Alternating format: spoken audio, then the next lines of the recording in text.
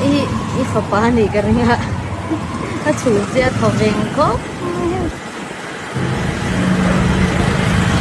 chun tu anu nei thabo ka so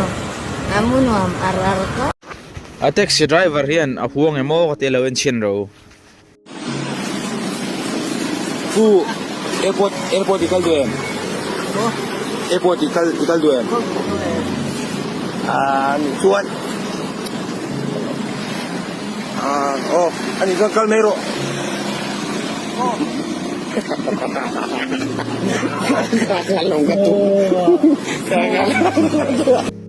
an ngay om dun khép khúc mày thì sẽ nó sang về mà sang có thể lâu le em thu mày lâu nuôi sẽ về mày thế bác mà sẽ passenger này lâu lại thế passenger anh van lại thế passenger mel reng khó sakun lại tiếng mình tí đi vậy chuồn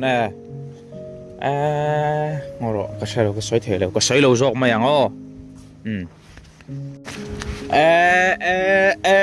mi zaura ma voi khat nan city bus nuya pull up tito ka voi khat mu na ni ai tax takani tax ani top mai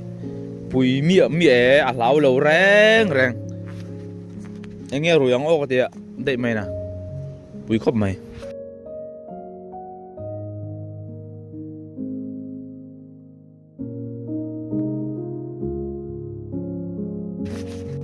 hey CCTV nei hi a tha ka ti khop mai to kai pok vu vai mai ka du ani na hian mo hey ti hian anei tu ten mut thup la hian alum hle ni ka ringa mi zo chu nang che lo nang en hey tinga soyang chu tian mut lai chuan dim te in thom nei mi lo hian an thila waruk sakani chu male film khurna tur thar rau mai an zawai ni film khur tengo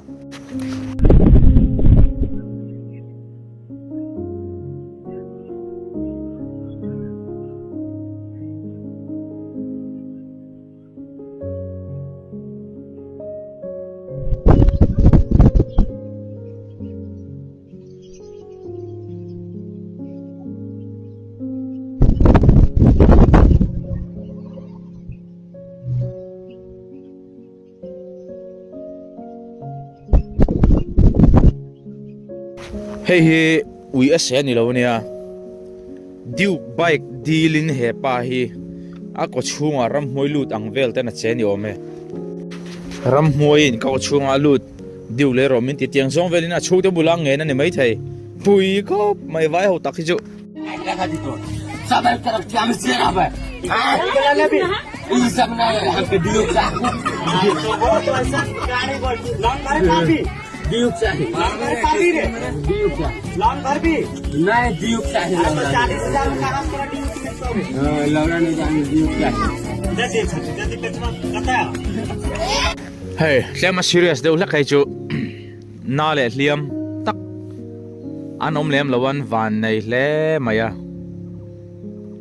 heng taxi driver te an zak mi lo ni eng ti kong mai nan thiam theilo kan ma ding sut hi kan thiam theilo hrim he mi te pe chun thiam lo le zul na chu hlat taka ading kha ti son an vasu ni ding mi lo hin na kor ha chung ten nan la pe chut chup le an rui di chang rang a bul vel me ten beng da fok sen sim do hlang ka reng ni hey khovela driver ni bak thin chet ol sam hi awm la ven ti thina da ka po khani ve to mo to driver thin chet ol tuk bek ve mai selamo so san ading ngaron klara tum ngar traffic jam siam tu boi thak thei chi so kan ding tai se thim rim an ni lenga boi thak ka sin mo yer so ding la mai nom lo ha nen ril ru boy nen ma passenger mu lo lai phai chuan khai ka khai ma se tlom hi kan re thina mo mi so te tlom re deu mai nam kan nia bek mai hi a chadon sin lo ta po heng ka tia boi lo hian mo ngoro kai ni zertir tok lo bang ani heile suka resort an lo su samani oma an che dan hi aro fa khop mai tu tak niang ma han sul thiam thak mai fe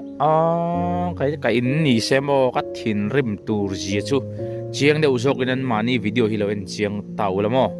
soi mai ai na fi azok an rilon na dan tur ji chu na dar chalang zong zong an la vek hay akong kharan la vek hey kong ka puinen a tu vek fem zong zong an la hey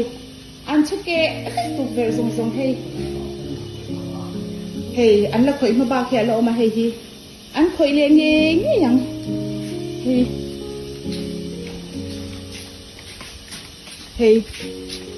hey rap thak ja son khoi le pha bak so anh ti nghe kan ti ang ka tho ipik lut tu kai chu ka tra chuak hey hepa hi asul thiam kan ti don nge avan nei kan ti sok don tun la petrol pump vela petrol na satakin amana pungin avan pha boka iran le US boina wang hian mo mase hepa chu hei electric bike an ya alarm vela ni hi petrol la tura in tar ho bul vela hian khai Mizoram ma chu han lam ve chi se chono alu bunga te vel chon mi ngal ho pu van hian ron chiar ta se mi ngal ho tu zia waiting sita piang a hetiang thing pui zia khi kan lo om ve kan sim ngai ni he chu kan sim hi wa han ngai tak lo en chiang ro mồi puya a khai aba han chang kang lo te reng hey fuck you ti ten sia kan ni hepa hi tu ani khara chiang lo wa ma se ka ngai sang lo ve khop lo en chiang ro wa video vel ta fashion vel boy mo ka du dan bo ni chi lo. The struggle of being a fashion icon in India is that nobody around me knows that my bag is a rare suede Marco Baidoro. My watch is Kirk's Folly 1994 limited edition Angel Time. My glass is Valentino. My sweater is vintage Burberry from the late 90s. And my fan is Chloe 2006. And my jacket is iconic vintage Max Mara. And here's a fit check for you.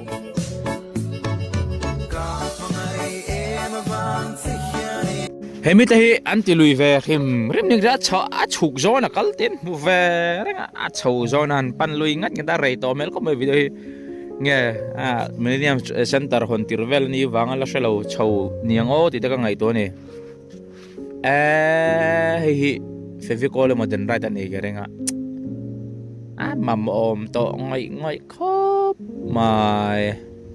mi he ti thing ani den ra thi bik takin mi he ti thing ut huam maya ti lo sa mangum zo thlai te chu ri thi thil laka in veng fekangu hai po mi ngal mela a aquarium a sangnula ho chai buai deu truck kan ti don nge ni a tho te cham veling a ni lo chiang ro vai gì đâu